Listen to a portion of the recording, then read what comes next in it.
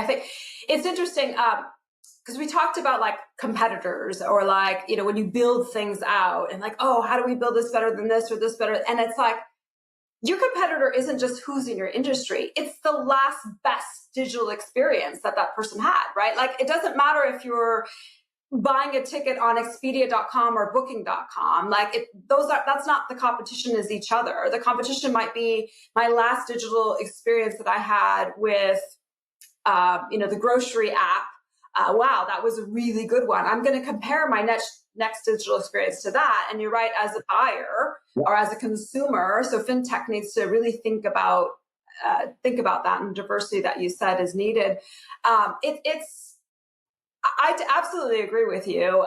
Gender is one thing, but generational is another.